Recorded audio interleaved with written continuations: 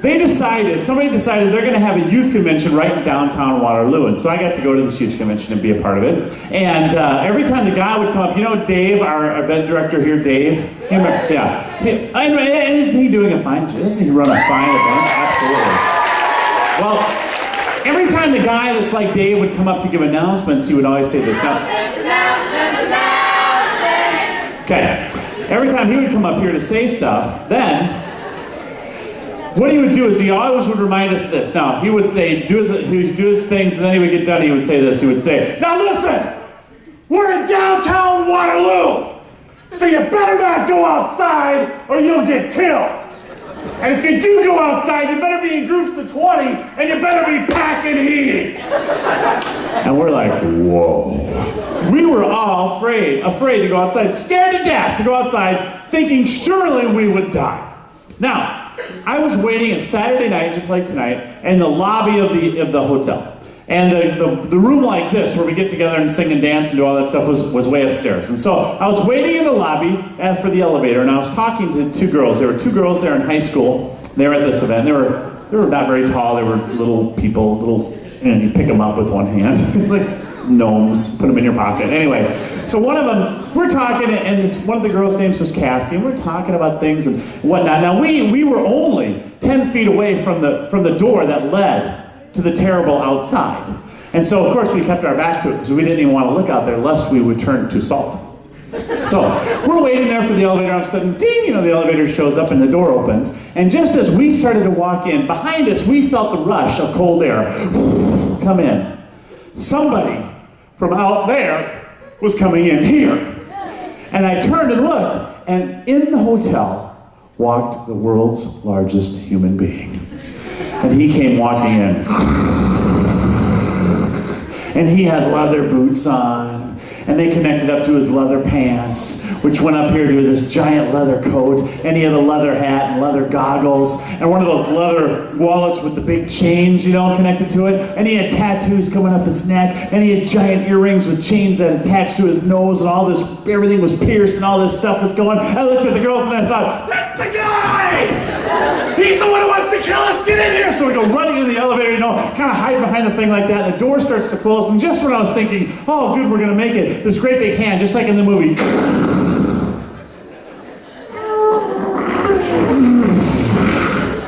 And in he came.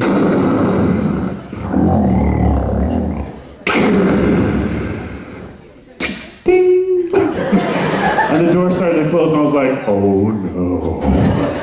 I'm gonna die in an elevator. I mean, I always knew I was gonna die someday, but not in an elevator.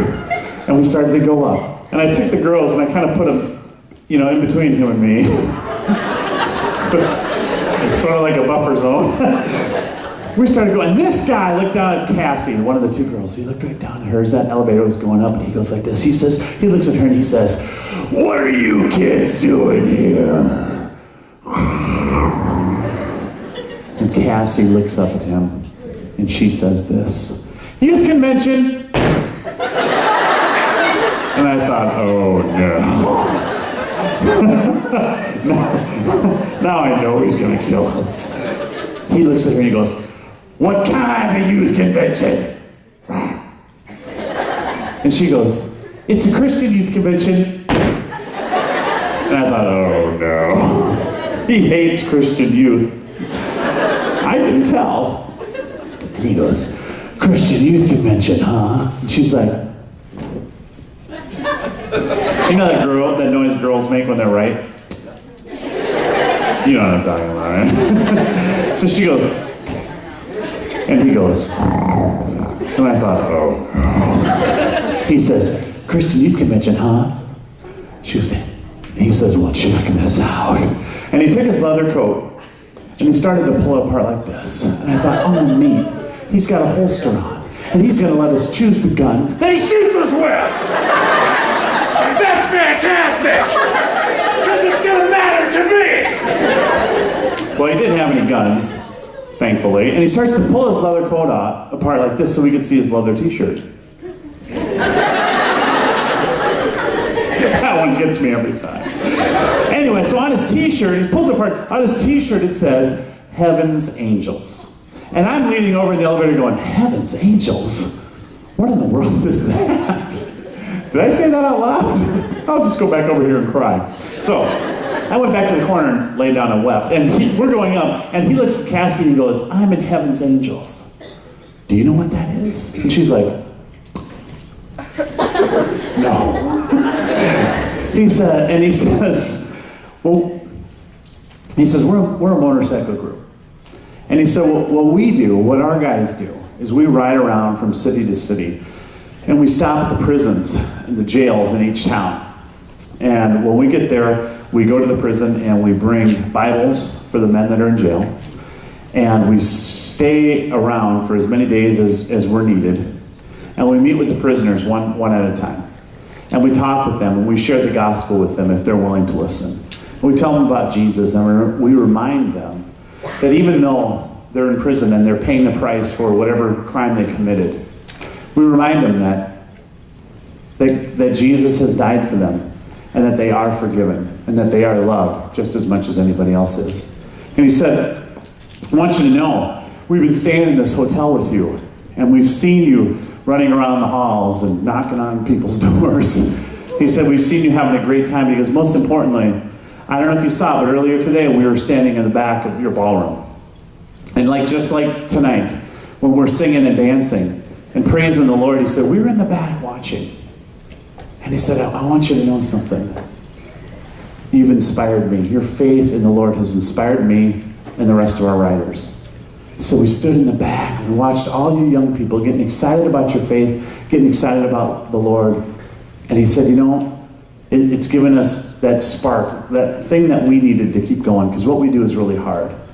But we want you to know that your faith has encouraged us to keep going and to keep sharing the Lord with the prisoners, which is not an easy thing, but it's something we believe in. So he said, thank you for encouraging us. I wish that all the prisoners I visited would have been able to come to something like this. Maybe they wouldn't have ended up where they were. He said, so thanks for your faith. Thanks for getting excited about the Lord. And ding, we got up to the floor and he walked out. And the girls were like, oh, okay. And they walked out. And I, of course, laid there for a week. But I think back to that, and really the thing I took away from that whole situation the most was the power of the Spirit. The power that is alive in each one of us, believers.